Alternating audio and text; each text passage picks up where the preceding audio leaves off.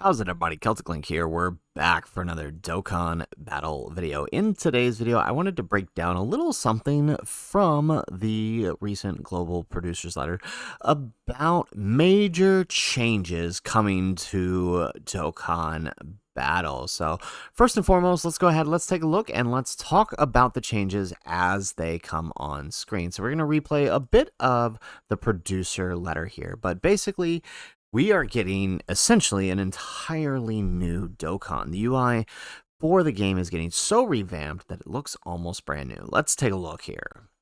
Long years, we would like to allow our users to enjoy it for even longer, so we decided to update it to this time. Take a look. All right, so the first change we can see here is, the first change we see here is the basic UI on the, if we can get a better screen, right? The basic UI on the battle screen, right? The map, we can see that the Dragon Balls have changed for tapping, right? They're a little bit different font here. And you guys can see down at the bottom, right, the HP bar and the Dokkan meter have changed as well as the character wheel now seems to be gone. So that's the first main change, along with the menu button being moved up here to the top hand right.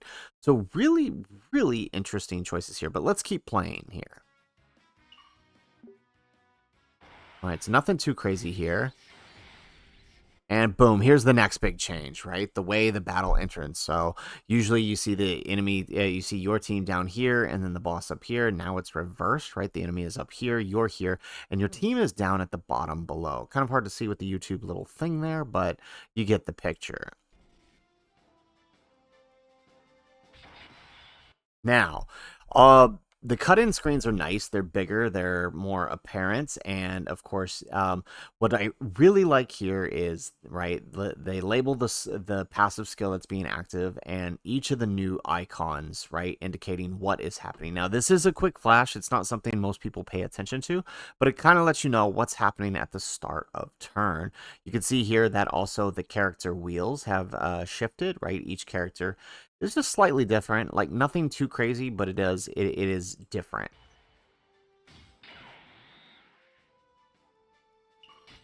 All right, now look at that right there. So we're also getting new idle animations for different characters. I think that's really cool. So we can see Kid Goku extends the power pole as he takes it out, which is really nice. The next big update here that you can see, right, is the right. You can see the updated battle animation sprites. They look insane here. They are like this is just why it's so dynamic, right? Combined with the background, like it actually looks. I mean, that's how we expected the super attack animations to look in the beginning when Dokkan first started. So throwing back here real quick, right? Just back up. So on top of the dynamic super attack animations, if we can get this here, we'll play this one more time. There we go. And then the new damage screen. So I had a feeling that this was going to have to get updated. Now I'm curious as to what this is going to look like when we combine EZAs along, right? Because EZAs have that damage effect border along with critical hits and with, these high damage numbers, right? Something that's been talked about recently is that Dokkan could be entering, I believe Goresh mentioned this, right? A number crunch, because that we're getting to a point where, units can very easily hit, 90 million damage, which would essentially, at a certain point, flow over into, not, right. Would flow over and basically overflow the screen, right? You would hit a point where it caps and then returns to zero. So eventually we're probably going to have to fix this. I don't know if we're there yet, but I imagine this probably has something to do with that. So continuing on, I do think that's it for the actual in-game animations. Yeah. So that's the basic changes. I mean, this is insane. It's a whole new Dokkan, right? It just like, look at that. Let's see the Super Saiyan Goku again. Oh, no. Okay, one more time. Let's come back here. Right, so there's the Kid Goku.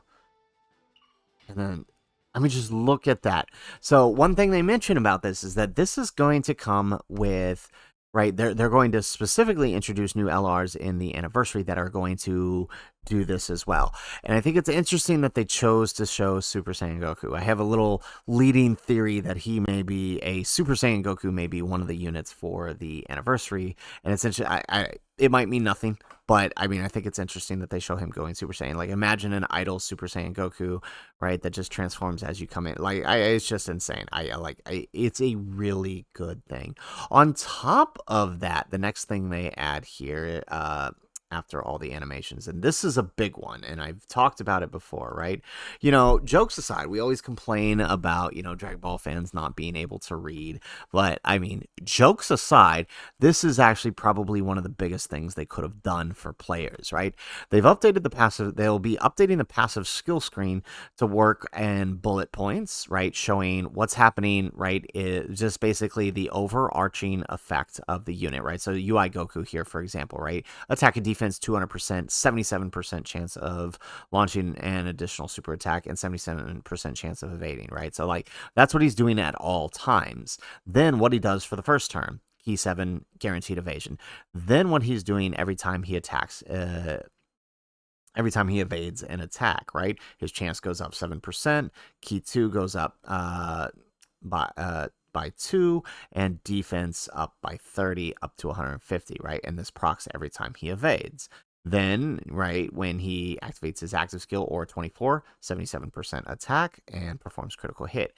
When HP is 77% or more, 77% attack and defense, right? And this is just so amazing, right? It breaks it down so easily, right? One of the biggest problems with the way passives were written before is that in some cases, it could be pretty confusing as to how it works. And so, there can be no discussion anymore, right, on interpretation in some cases. A lot of times it was very specific, but there were some units where it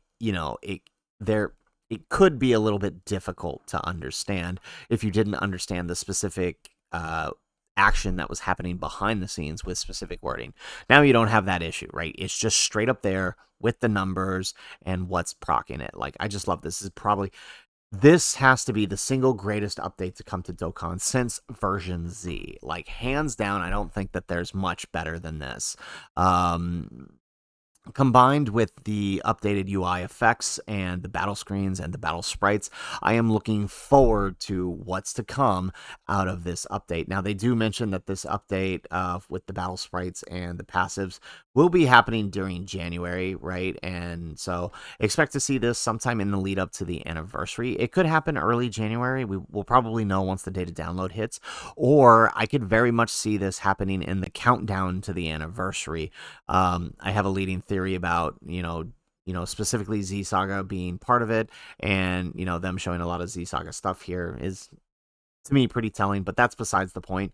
I could see this happening either in the countdown to the anniversary, since they specifically mentioned anniversary characters will have part of this update, or sometime in early January. We'll know for sure when it happens, but either way, this is a huge update to the Dokkan battle, and I can't wait to see what comes next. So, guys, that's it for the video.